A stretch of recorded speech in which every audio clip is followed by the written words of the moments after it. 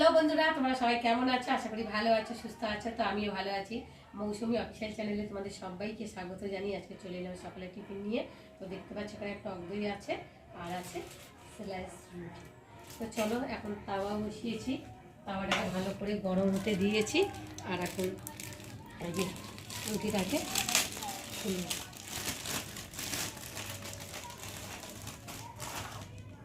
প্রথমে রুটিটাকে একে একে ছেঁকে নেব।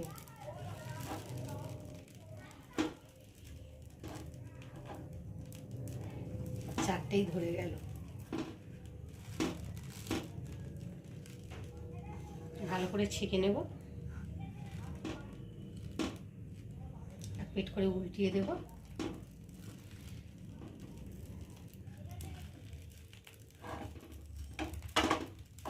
একটু কড়া করে ভাজবো। আর এখানে কতগুলো আছে আর দেখি, এখন ওইগুলো ভাজা হতে থাকুক।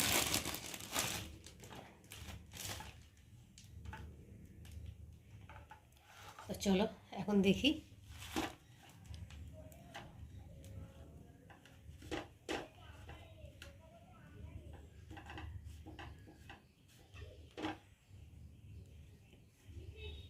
খুব একটা বেশি ভাজবো না, এই যে হালকা করে ভেজে নিলাম। আরও ওগুলো আছে, সেগুলো সেম করে ভেজে নেব।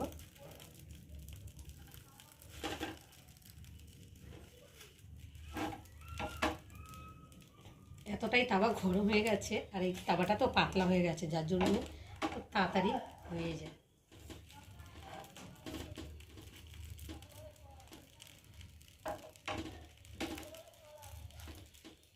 তো চলো ভেজে নিই। তো দেখো বন্ধুরা, রুটিটা ছেঁকে দিয়েছি, আর মেয়ে এখন টক দই নিয়েছে, এখন টক দই দিয়ে রুটি খাবে। কেমন লাগছে খেতে? ভালোই লাগছে, যেহেতু টক দইতে চিনি দেওয়া নেই, কারণ আমি টক দই চিনি দিয়ে খাই না, তো এমনি নর্মালি খাচ্ছি, কিন্তু খুব সুন্দর লাগছে খেতে। তোমরা খেয়ে দেবো, সকালের ব্রেকফাস্ট একদম উপযোগী।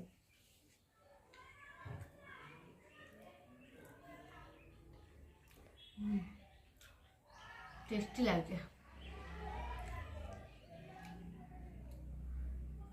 তোমরা যারা ডায়েট করো, তো তাদের জন্য এটা কিন্তু একদম পারফেক্ট ব্রেকফাস্ট সকালের জন্য। ফ্যাট মানে যাদের চর্বি টর্বি আছে, এগুলো কিছুই হবে না। কিন্তু টক দইতে চিনি বা কোনো মিষ্টি জাতীয় জিনিস দেওয়া চলে না।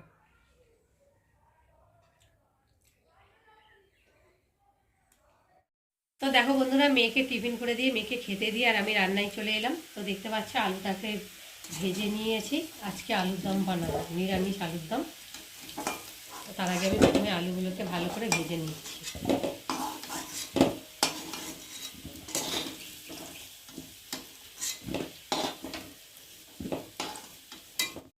তো দেখো বন্ধুরা, আলুগুলো ভেজে তুলে নিয়েছি, আর কড়াতে তেল আছে। ওই তেলের মধ্যে এখন আমি ফোড়নে দিয়ে দেবো গোটা জিরে। জিরেটা একটু ভালো করে লাল করে ভেজে নেব।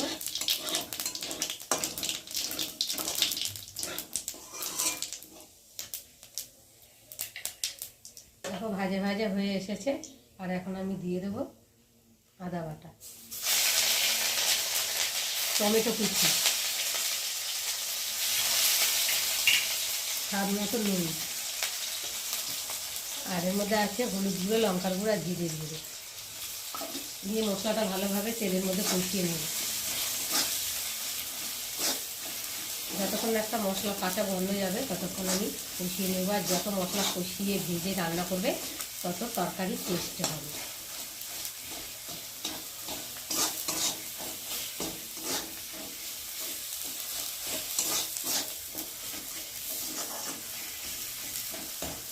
দেখো টমেটোটাও গলে গেছে, মশলাটাও কষানো হয়ে গেছে। আর এখন ভেজে রাখা আলুগুলোকে দিয়ে মশলার সাথে ভালো করে কষিয়ে নেব। একটু ভালো করে নেড়ে দেবো।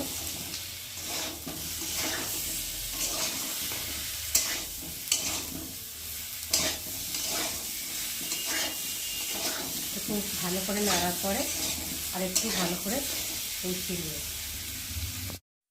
তো দেখো মশলার সাথে আলুটা ভালোভাবে কষিয়ে নিয়েছি, আর মশলা থেকে তেলও ছেড়ে দিয়েছে, দেখতেই পাচ্ছ। আর এখন আমি পরিমাণ মতো জল দিয়ে সেদ্ধ করে নিই।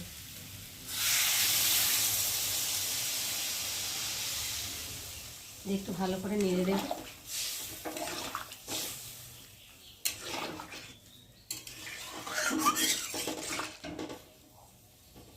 দিয়ে ঢাকা দিয়ে ফুটিয়ে নেব।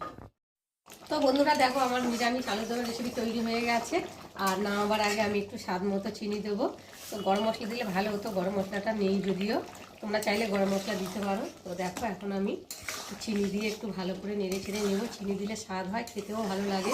তো বন্ধুরা আজকে আমার এই আলুর দমের নিরামিষ রেসিপি কেমন লাগলো তোমরা কিন্তু অবশ্যই কমেন্ট করবে। আর ভালো লাগলে লাইক করো, শেয়ার করো। আর আমার চ্যানেলে যদি নতুন হয়ে থাকো চ্যানেলটাকে সাবস্ক্রাইব করো। আবার তোমাদের সঙ্গে দেখা হবে পরের ব্লগে, ততক্ষণ তোমরা তোমাদের খেয়াল রাখো। তোমরা আমার চ্যানেলটাকে সাবস্ক্রাইব করতে থাকো আর আমি এদিকে ঢালতে থাকি।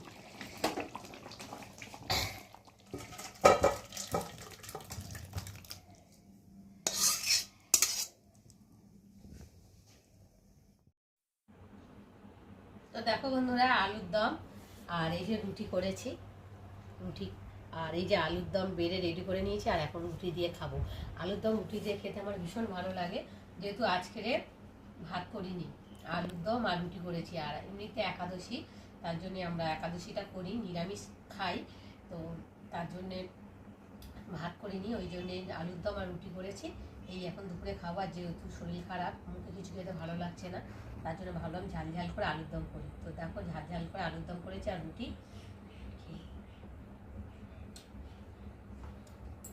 খুব সুন্দর হয়েছে আলুর দমটা ঝাল ঝাল করে।